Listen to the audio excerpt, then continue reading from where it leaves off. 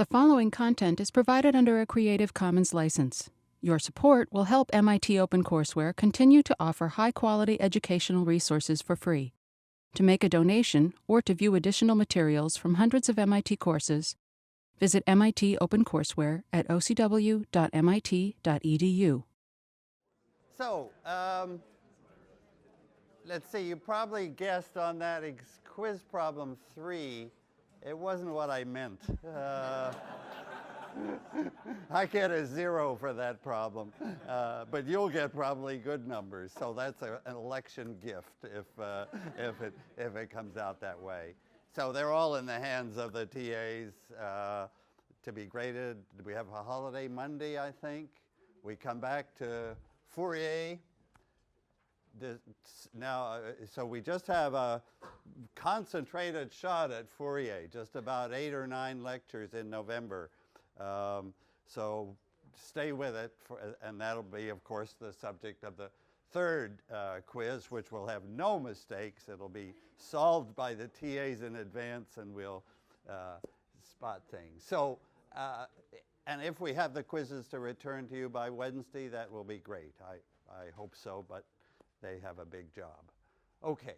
A little bit looking far ahead. At the end of Fourier, the quiz is December 4th. I think that's a Thursday. And that's the sort of the end of the course. So December 3rd. So we'll be ending the course a little bit early because I'll be in Hong Kong, to tell the truth. And we've done a lot, and with the review sessions, we're really doing well. So that's the future. Fourier. Today is important day 2, finite elements in 2D. That's a major part of computational science and engineering. The finite element idea, the idea of using polynomials, you can find in some early papers by Courant, mathematician in New York, and by a guy in China, neat guy named Feng Kang. But those papers were sort of, you could do it this way if you wanted. It was really the structural engineers in Berkeley and elsewhere who made it happen 10 years later, and the whole idea has just blossomed, continues to grow. So I had an early book in the 70s actually about the math, sort of the mathematical underpinnings, the math basis for the finite element method. And many other finite element books have come, and Professor Bhatta, you know, teaches a full course on that. But I think we can get the idea of finite elements here. We did them in 1D, and now there's a MATLAB problem, and I'd like to just describe that particular problem, if I can, as an example. And of course, you would use the code that's printed in the book, and that's available on the website just to download. But the problem is not on a square domain. It starts on a circle, so that the first lines of the code, calling the MATLAB command square grid, are not applicable. You'll create, so you have to create then a mesh. Well, I have a suggested mesh, so I'll draw that. And then from that, you want to make a list of all the node points, a list P of all. So what the code needs is a list, is 2 lists. Well, let me draw a picture of what the region, well, it's a circle. And I'm going to be solving Poisson's equation. The equation will be minus uxx minus uyy equals 4 in the circle. So it's Poisson, but with a constant right-hand side. That will mean that all the integrals of f times v, all the right-hand side of our discrete equation will be, the integrals are all easy because we just have a constant there times the trial function. Okay? And then on the boundary is going to be u equals 0 on the boundary. So it's a classic problem. And we can say what the solution is. So it's a one with a known solution. I think it would be x squared, no, I guess 1 minus x squared minus y squared. This should all be on the 086 site. I just didn't have a chance to look this morning to be sure it got up. But so you can watch here. So that I hope does solve the problem. 2x derivatives give us a 2. 2 y derivatives, another 2, so we get 4. So we know the answer. The question is, and I'm interested in this question for research reasons too, is what's the error when you go to a polygon? You go to these curved boundaries don't get correctly saved. You approximate them by straight lines. That would be the first idea. And with all this symmetry, let's keep the problem nice and use a regular polygon. So maybe I'll try to draw one with about 8 sides, but okay. So we impose u equals 0 at these nodes. So u is 0 at those nodes, and then we have a mesh. So we want to create a mesh. Okay. So with all the symmetry here, the natural idea would be to start with 8 pieces, or m pieces. If I have, this is a regular m sides, let's say. And I'll take m to be 8 in this picture. And I think we can work on just one triangle. By rotational symmetry, all those triangles are going to be the same. So I think our domain is really this one triangle here. That's where we're working. And in that triangle, I think we have 0 boundary conditions. And we have across this edge, I think we have natural boundary conditions, slope 0. If I see the picture correctly, the rotational symmetry would mean that things are not changing, that every triangle is the same. So I think on these boundaries, it's the Neumann condition, du dn equals 0. Okay. And I'm frankly not sure what to do at the origin. So I maybe try it both ways and see. Okay. So there's a real problem.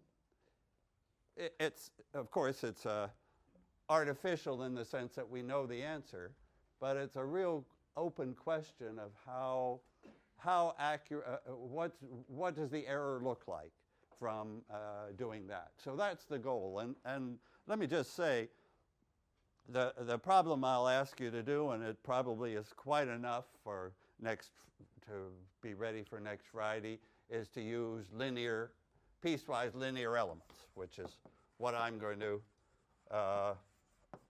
what every discussion of finite elements will begin with linear elements, those pyramids that I spoke about at the end of last time.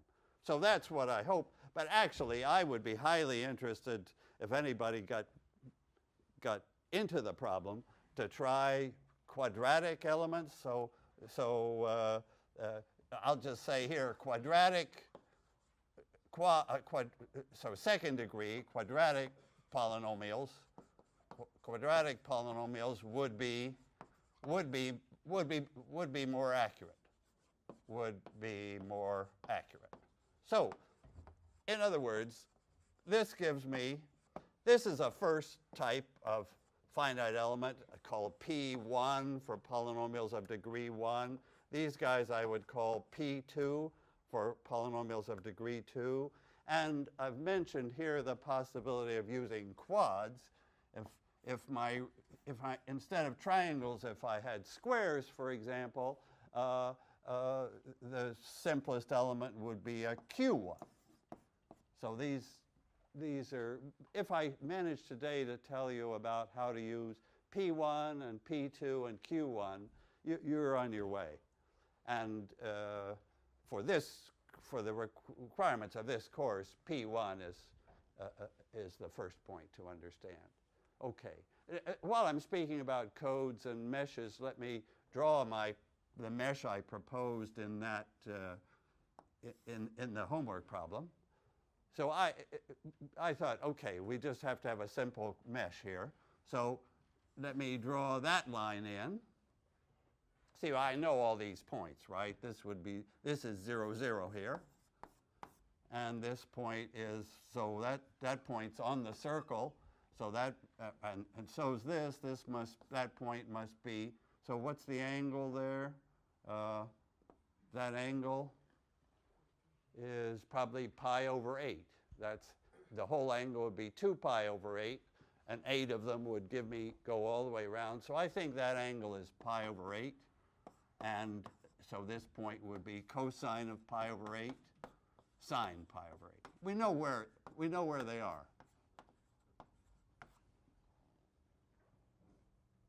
But that's going to be what we have to list. We have to list where the coordinates of all the mesh points.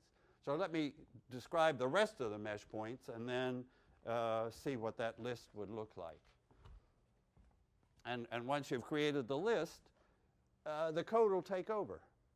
So I don't see it, and then you plot the results and see what's going on. So let me suggest a mesh. It's pretty straightforward. I just divided this piece into n, this center thing into n. So I call that distance h. So nh gets me out to here. Whatever that is, that's cosine pi over 8, I guess. That's the x coordinate of that line. So those are mesh points. And then let me keep drawing these. So these will be mesh points 2, and these will be mesh points 2. So at this point, I've got probably 12 or 13 mesh points. But I've got quads, right? Well, I've got a couple of triangles here that I'm not going to touch. Those are fine. But these are quads, and they could be used with the Q1 element, but I'm thinking let's stay with triangles. So I just suggested to put in triangles, put in these diagonals, keeping symmetry. And so there's the mesh. There's the mesh. And then what does the code ask for? So I've got 13 mesh points.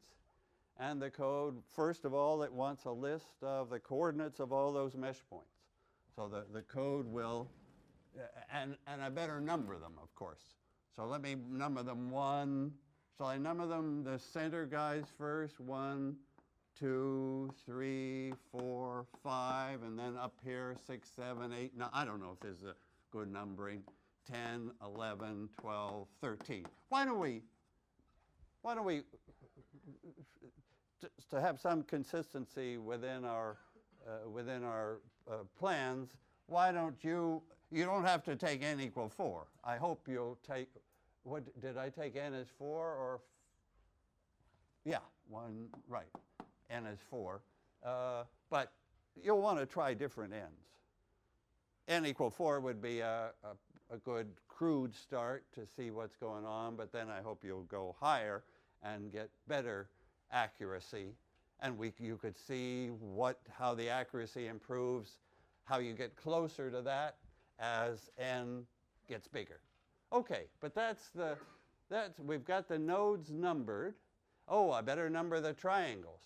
Okay, how shall we number the triangles? So we do along the top, or this, I don't know. What do you want to do for the numbering of the triangles?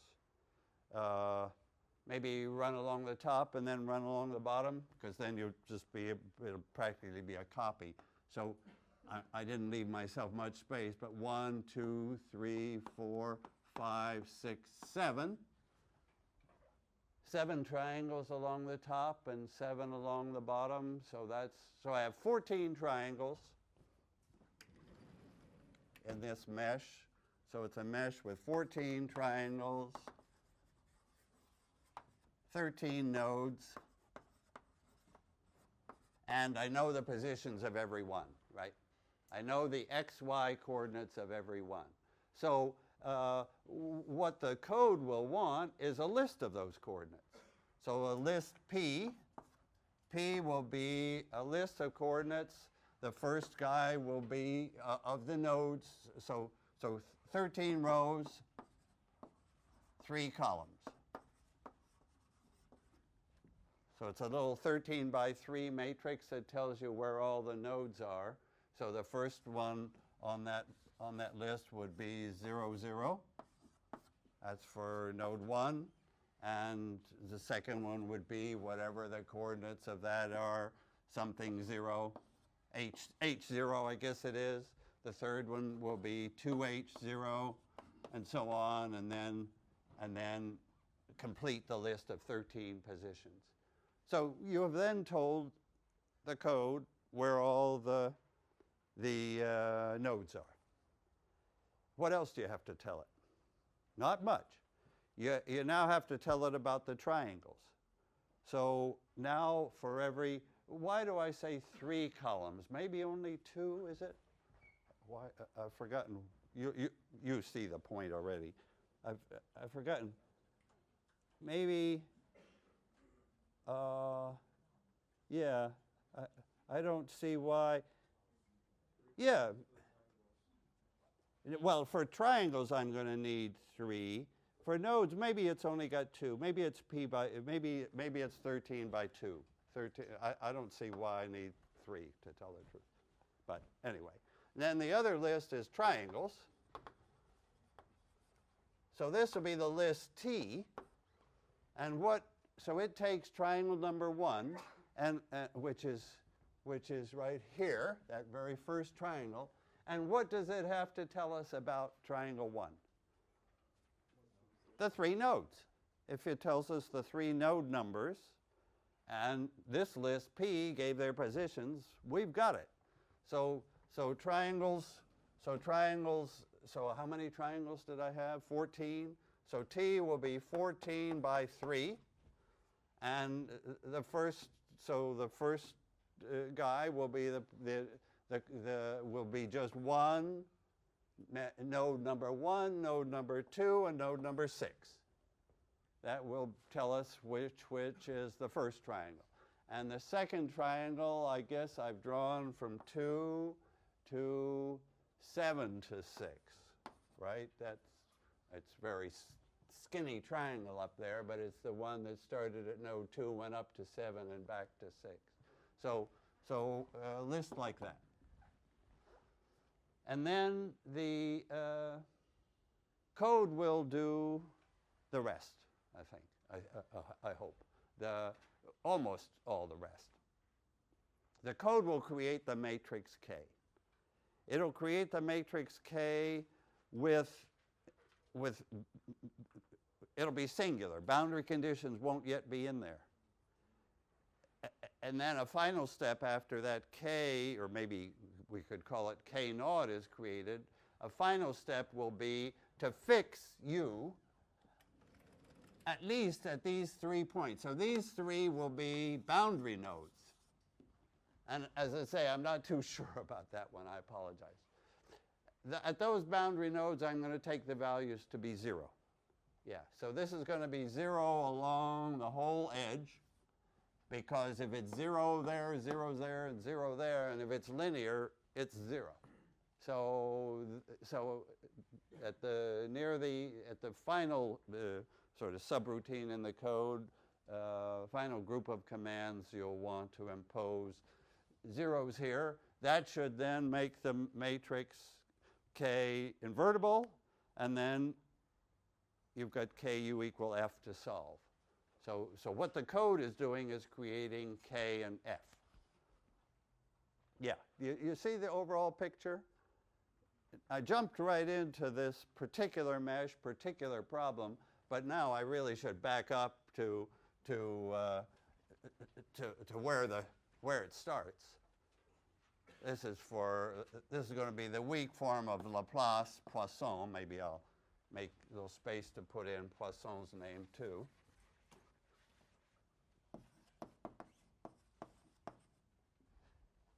You have a picture already of what this weak form is about, but that's so now I'm really backing up to the start.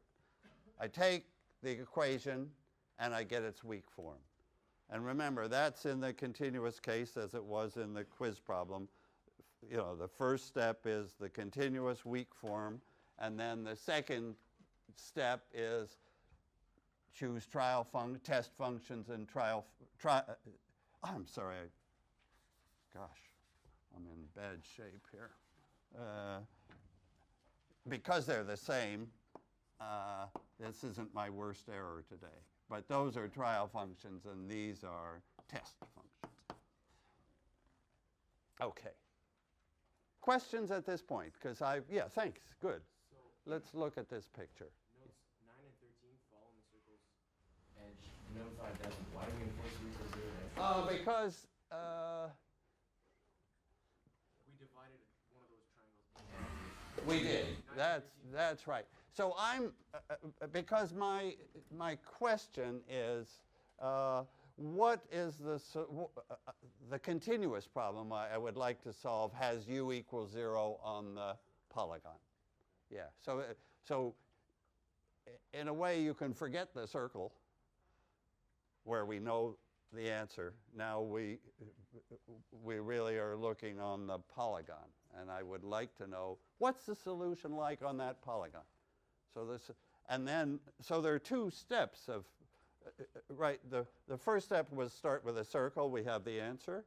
Second step is go to a polygon, a continuous problem, Poisson's equation in the polygon. How different is that from this? Because this will not satisfy the polygon boundary conditions. So that's the circle answer. Then the question is, what's the polygon answer? And I don't know that.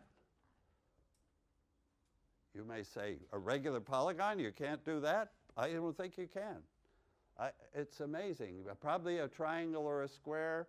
So if m is 3 or 4, probably some formulas would be available. But I think once we get higher, I don't know the answer to the Dirichlet problem, the Poisson's equation, on a polygon, on a regular polygon. And that's what I would really like to know more about.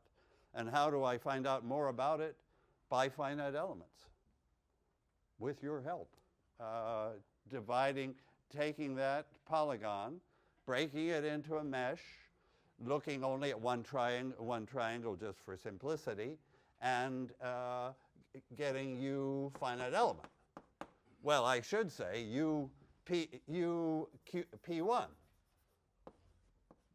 That's the finite element solution using linear. I would really like to know UP2, the finite element solution, which will be better if I use quadratics. So now I get the fun of describing the linear elements, the quadratic elements, the quads. But did I answer that question okay? Yeah. So it's really the problem. This is the problem I would like to know the answer to. If I have this equation, 0 boundary conditions on a regular polygon with m sides, what's the answer? And it's going to be close to this, but it won't be the same, because this does not vanish on the polygon edges. And I would like to know compare the slopes too. So the homework problem asks you not only to compare U circle with UP1, but also the slopes. Because slopes here are easy. Slopes here are easy because it's a bunch of flat functions, so the slopes are just constant in each triangle. Okay, I'm guessing that the error gets smaller as you go in. I think that if you plot the error, it'll be largest out here and get small there. But remains to be seen. So I hope you enjoy. Yeah, good. So why do we split that one triangle into 14 little triangles rather than just 7? Because then... Rather than 7. So why not just split that triangle? So just put the nodes on the edges and not put that one line through the middle? I mean, nothing magic about any particular mesh. I just chose this mesh as pretty good. And actually, you know, I would like, yeah, I'm imagining M could get pretty big. Like that would be interesting. M equal 8 would be interesting. M equals 16. M equal 1024. Now then I really get interested. Okay. But so if M is 1024, then this side would be very small, right? And I just wanted more triangles. Yeah. Actually, I would like more than I've got. Yeah. Yeah. I'd like if M was really big, then probably N should be at least that big. So I should have 1,000 this way. If this is just a tiny bit, I just want little tiny h. And then, yeah, actually that might not be too bad. Yeah. If M and N were roughly comparable, then that length would be roughly comparable to these lengths, and the triangles would be pretty good shapes, and that's what you're looking for. Yeah. I think there's a lot of experiments to be done here. So I'm thinking then of M and N. Here I took N to be just 4 when M was 8, and that's fine. But if you keep M and N roughly the same size, then you've got triangles that are not too long and skinny. I'll tell you when you might want. So generally you want nice shaped triangles. You don't want angles very small or very large, usually. But there would be, anybody in course 16 can imagine that if I'm computing the flow field past a wing,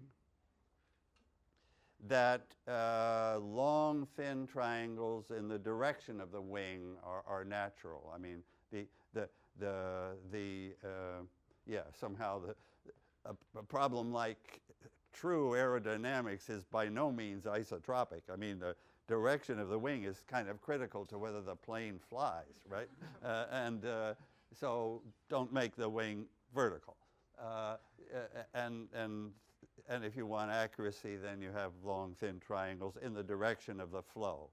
But here we're not doing a flow problem. We haven't got shocks and trailing edges and other horrible stuff that make planes fly. We just got Poisson's equation. Okay. Thanks for those good questions. Another one. What would the mesh look like for quadratic terms? What would the dimension look like? Would you like me to show you something about quadratics? Yeah. Shall I jump into quadratics? It's kind of fun. Quadratics. So what's? Let me just do. So here I'll come back to the weak form, right? It's totally. Oh, I'll do it now. It's so simple. I don't want to forget it. The weak form. So I write the equation down: minus uxx minus uyy equal f. Yeah. This is the continuous weak form equal f of xy. Okay, so that's the strong form, and I've made it the Laplacian here to keep it simple and any right-hand side. Okay, how do I get to the weak form? Just remind me. I multiply both sides by any test function v of xy, multiply by v of xy, and then what do? I integrate over the whole region. So that's the weak form, dx dy. This is for all v of xy, I'll say all admissible v of xy. So that's the weak form. If this holds for this great family of v's, the idea behind it is that if this holds for all these trial functions, test functions, v of x, y, the only way that can happen is for this to actually equal that. That's a fundamental lemma in this part of math, and of course it has to be spelled out more than I'm doing in words. But the idea is that if these hold for such a large class of v of x, y, then the only way that can happen is for the strong form to hold, for this to actually match this. Okay, so that's the start. But then what's the next step in the weak form? I like the right-hand side, but I'm not so crazy about the left-hand side. I'm not crazy about it because this has second derivatives of u, and my little roof functions, pyramid functions, haven't got second derivatives. So I would be dead in the water without doing the natural step that makes everything beautiful, which is integration by parts. Integrate by parts. Move derivatives off of u onto v. One derivative onto v off of u. So then u and v each have one derivative. I can use my piecewise linear, piecewise quadratic. All my finite elements are going to go fine. So I integrate by parts. So integrate by parts. And what does that mean in 2D? Of course, I have a double integral here. So integrate by parts, that means you use the Green's formula. That was the key point of this Green or Gauss-Green formula. This is, can I do it first in, this is minus div grad u times v dx dy. We can write out all the terms. We can use vector notation. I could use that nabla, that upside down triangle notation, whatever, but maybe good to see it a few different ways. So what's the point? When I integrate by parts, that minus disappears to a plus. I have a double integral then, and these derivatives move off of I'm taking one derivative off of here.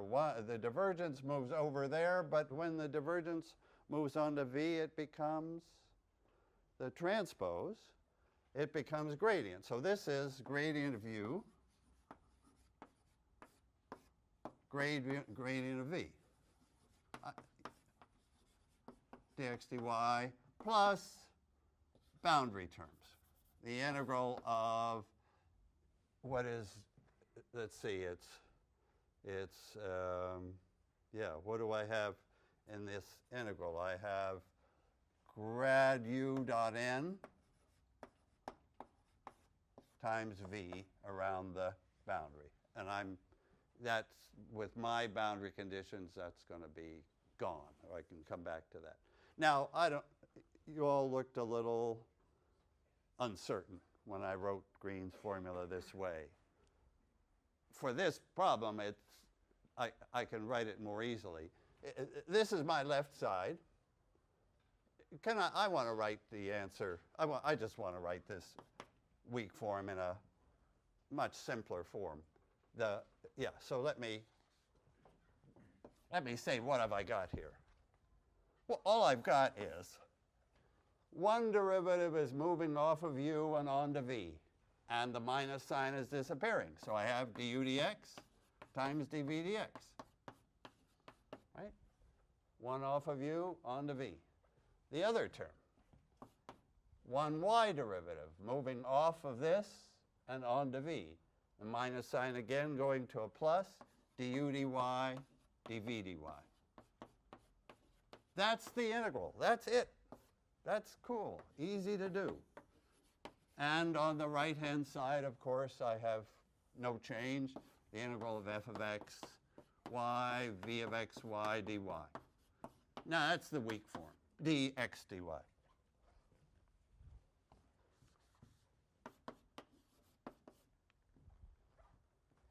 Here it is, weak form.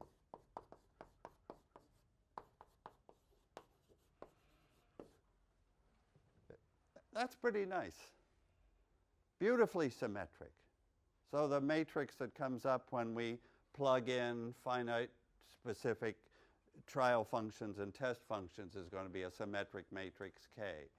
And the integrals are integrals of first derivative, so as long as our functions are, our trial functions and test functions are continuous, that is, they shouldn't jump. If the trial functions or test functions jump, then if I have a jump, then the derivative would be a delta. I'd have another delta here. I'd have an integral of delta times delta, and I don't want that. That's infinite. That's those discontinuous elements would not be conforming, and that's a whole new world of discontinuous Galerkin. I'd have to impose penalty stuff, and Professor Pereira I mentioned, and others, Professor Dharmafal in Aero are experts on this. We're doing continuous Galerkin, CG. Our piecewise linear, piecewise quadratic, they'll be continuous. All I have to do is these derivatives, integrate those things, and that's what the code will do. Okay, I've got to the weak form. That's the weak form. Plug in, now comes the finite element idea. So there's our weak form, now ready for the finite element idea. Okay, so what was that idea? That's the continuous problem. Now the finite element idea is plug in, I'll plug in U as a combination, let me write out the terms. You know what's coming here. If I'm using finite elements, I'm going to choose nice polynomials phi, say n of them. That would be like 1 for every node, so I would have 13 functions here. I'm going to choose the v's to be the same as the phis. And then I'm working then in 13 dimensions instead of infinite dimensions. So what do? For this limited subspace, this finite element subspace, this piecewise polynomial, piecewise linear subspace, I plug that into the weak form, and I test it against 13 v's, which are phis. So I plug that in. So now, what is K? What are the, yeah, well, no, let me just say, so I now have the integral of, yeah, I guess better to plug it in. Kij would then be the integral, I'm just copying the weak form then, of du dx, d phi, no, sorry, sorry about this. I better just plug it in first. Du dx, dv dx, dx, plus du dy, dv dy. Those are the integrals I have to do, and on the right-hand side, I have to do the f integral, fv, dx dy. Okay? Plug that in. That's an integral over the whole domain. When I plug it in, this u is a combination of known functions, and the v's will be the same guys. So what am I going to get here? It's just as in 1D. So no new ideas entering here. The new idea is going to enter when I construct these phis. Let me just say, though, one thing. In 1D, we pretty much had a choice of, when it was one dimension, let me just remember that. In one dimension, when I had these hat functions, when I had these guys integrated against these guys, I pretty much had a choice of, did I want to think of it integrating that hat function against that one, or actually it was their derivatives, It was just, it was the integral of u, yeah, of phi. What I needed was all the integrals of phi I prime, phi j prime. Those are what I needed. These go into K, into the matrix K. In fact, that's what equals Kij, the integral of phi prime in 1D. Okay. Now, what I was going to say, I could do it this way if I wanted, but you remember the other way to do it was element at a time. So this was one method here that found the entries of K separately, one by one. The other way was take the elements one by one. So the other way was take an element like this element. It's got two functions, two trial functions are involved there. There's a little 2 by 2. So this is OR, 2 by 2 element matrices, KE. And the quiz recalled that part, that approach.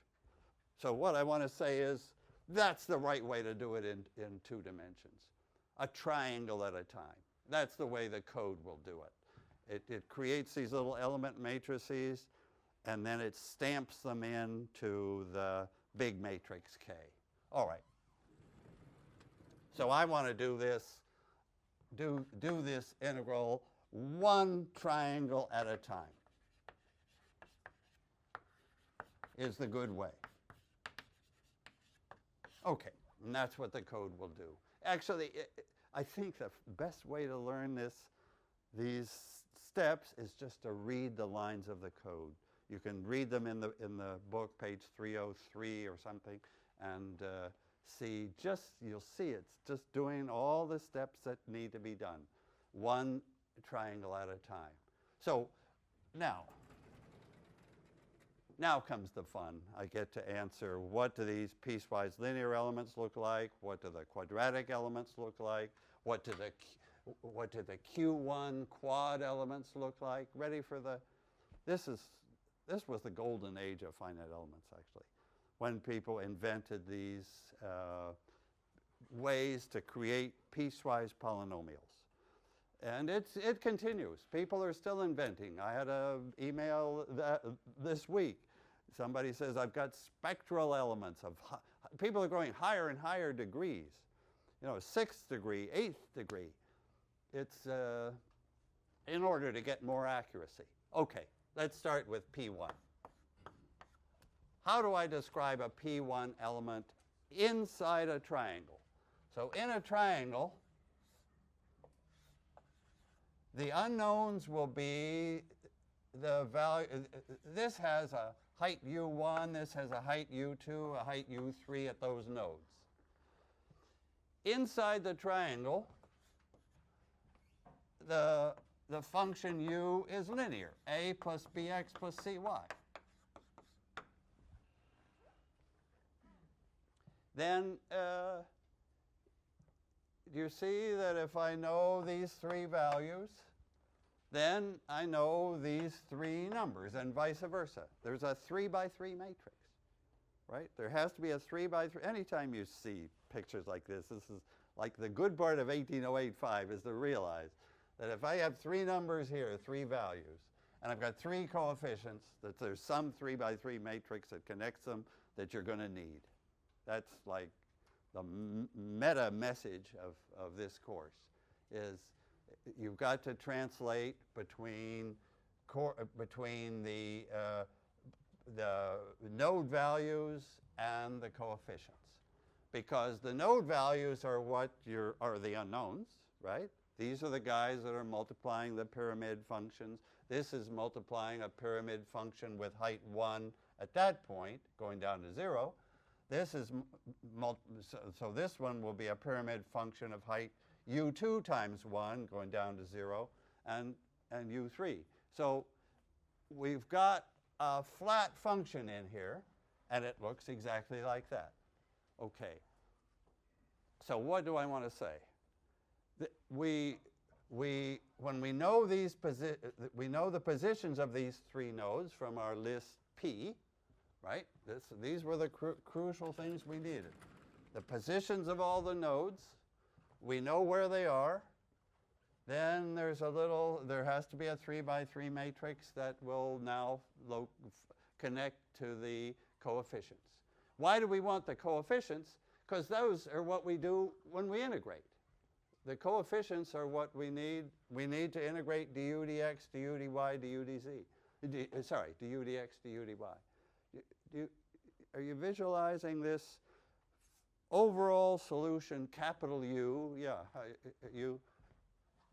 So what the overall solution, capital U, you should visualize the combination of all the little u's is 0 here, and then it's going to go up in these triangles and bend around, and I don't know, maybe down again, or maybe it keeps going up. This is probably the largest value for, because it's the largest value in the correct solution. So this is probably going to be the highest point of this, I don't know. Yeah. What's the Forbidden City, right? In China is in Beijing is or a single. Do pagodas have flat? No. We will meet pagoda functions, but this would be just an ordinary Western roof, I guess, just flat pieces. Yeah. Okay. Do you see? You got to see the whole thing, and then you look at each piece. Each piece looks like that, and the integrals are doable. Okay. So while I'm going here, I want to do quadratics. You'll get the idea right away. So same triangle. Now I'm going to have quadratics. So I'm now going to have. So this won't be the arrow. This arrow will now go this way. I'm going to have dx squared, exy, and fy squared. So now how many coefficients have I got to determine a quadratic? 6, right? A, B, C, D, E, F. How many nodes do I need? 6. Where are they? Well, the natural positions are those guys and the midpoints. So now, those are all nodes now. Some nodes are at vertices of triangles. Some nodes are at midpoints. But remember, we've got other triangles hooking on here, many other triangles, all with their own 6 nodes. Well, not their own, because they share. That's a big point. So there is a grid of triangles with nodes for quadratic, and we've got 1, 2, 3, 4, 5, 6, 7, 8, 9, 10, 11, 12, 13, 14, 15, 16 nodes, I think. And within each triangle, this is what we've got. So there's a 6 by 6 matrix for each triangle. A 6 by 6 matrix which will connect the values U1, U2, U3, U4, U5, U6 for this triangle. Connect those 6 heights with these 6 numbers. And what will the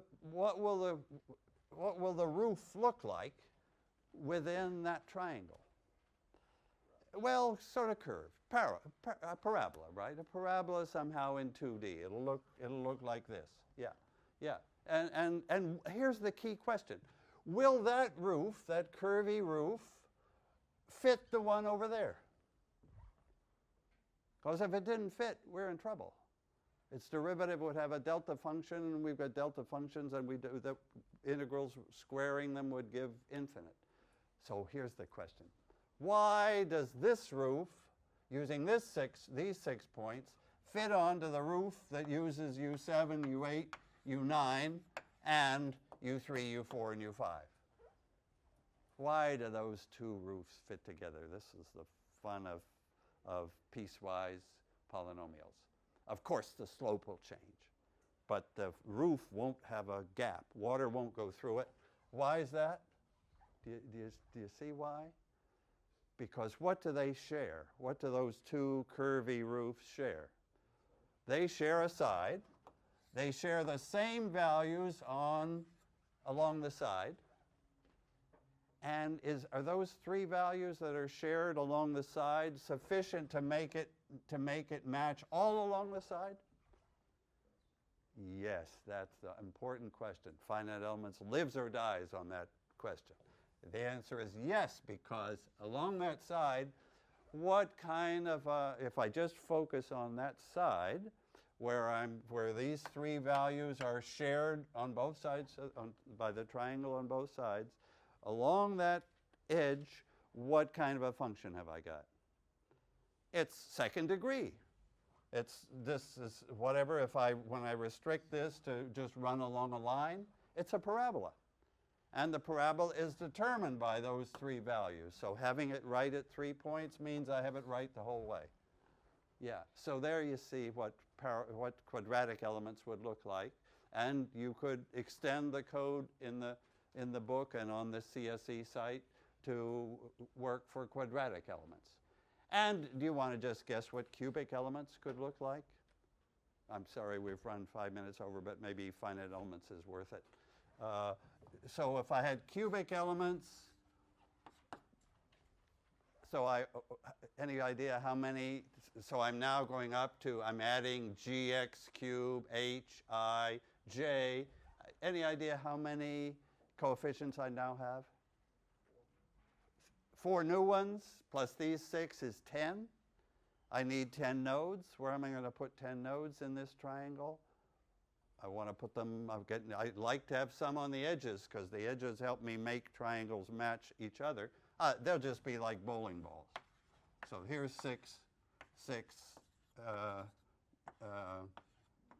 Whoops, is that, oops, not, that wouldn't be like a bowling ball.